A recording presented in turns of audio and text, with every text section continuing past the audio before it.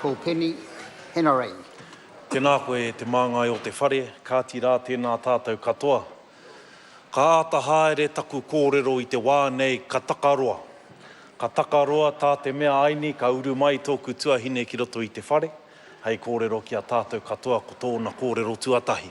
Kāti, e mihi atu ana hau ki a tātou, tēnā koutou, tēnā koutou, tēnā tātou katoa.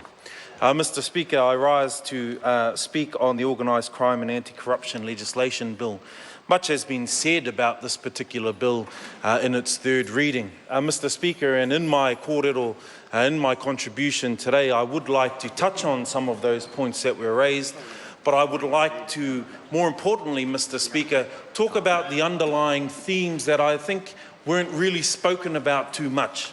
It's important to note that we, the Labour Party, do support this bill.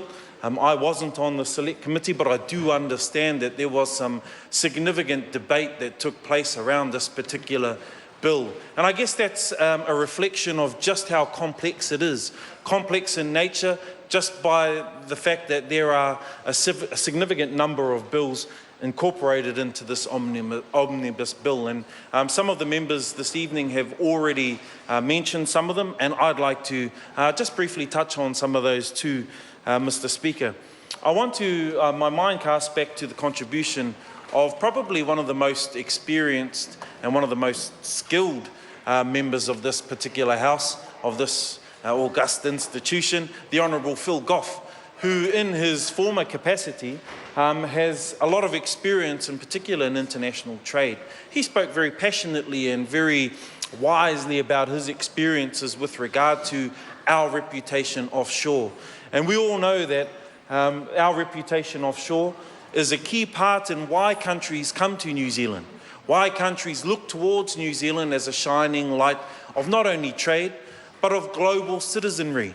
It allows New Zealand to hold its head high in places like the United Nations, in places like trade talks and trade negotiations, also on debates around security. It allows New Zealand to take that position as somewhat of a guiding light in those particular scenarios. So it's important that we, when we consider this particular bill, have that in mind. We bear in mind that our integrity must come first. So the underlying themes, Mr. Speaker, is the integrity of our country, not only as a trade partner, but as a global citizen, as a responsible country, as a country that believes in democracy, a country that too has served its time in conflicts around the world in support of democracy. So therefore, it's only befitting that this particular bill allows and strengthens that democracy internally here in New Zealand. Mr. Speaker, I want to talk briefly about some of the other amendments made across the many bills in this particular omnibus bill. One of them, Mr. Speaker, it talks about cyber crimes, and we know how in this ever-changing world, you buy a phone in the morning, brand new, it's generally out of date that evening. So it's important that our legislation keeps up with that technology. It makes sure that citizens feel safe in what they do, not only here in New Zealand, but of course abroad. That when they make financial transactions, that when they go online, that when they check their emails, of course they feel secure in what they do.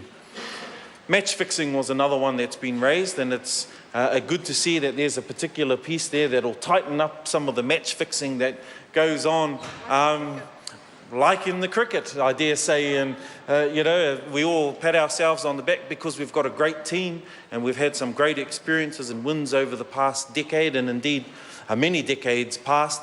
But you know, a lot of us are left scratching our heads whether or not that support was misguided, that support was misplaced, when we consider some of the antics and some of the court trials that are going on currently. So I think that's a good thing to tidy that up. Also, Mr. Speaker, I want to talk about the human trafficking.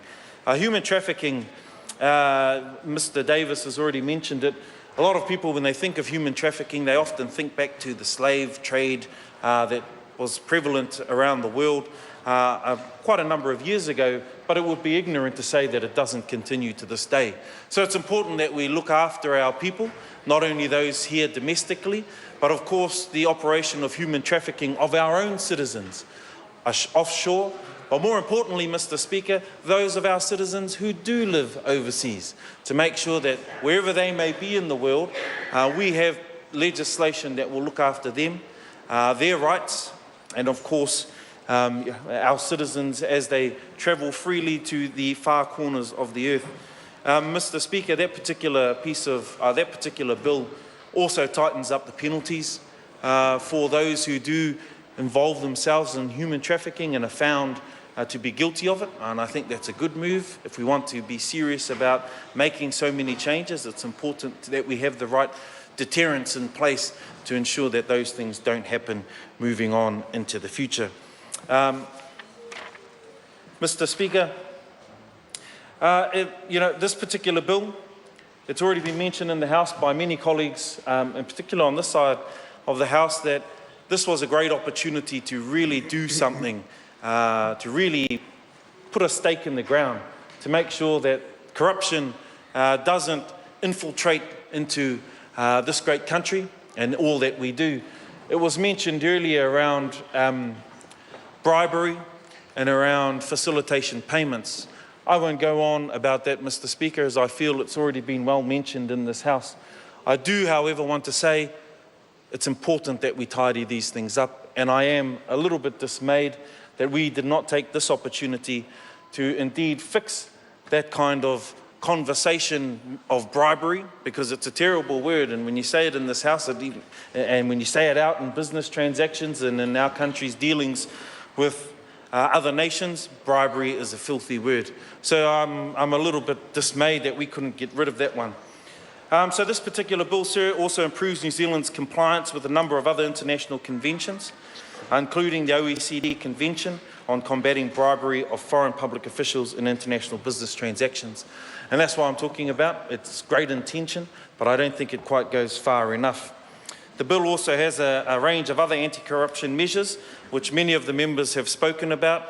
And in conclusion, Mr. Speaker, I would just like to add my final statements around touching back on my contribution at the beginning around the theme that really runs under the debate today on this particular bill.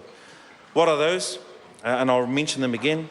It's about the integrity and mana of this country. I think about our captain of the All Blacks, Richie McCaw, and the mana he conducts himself with.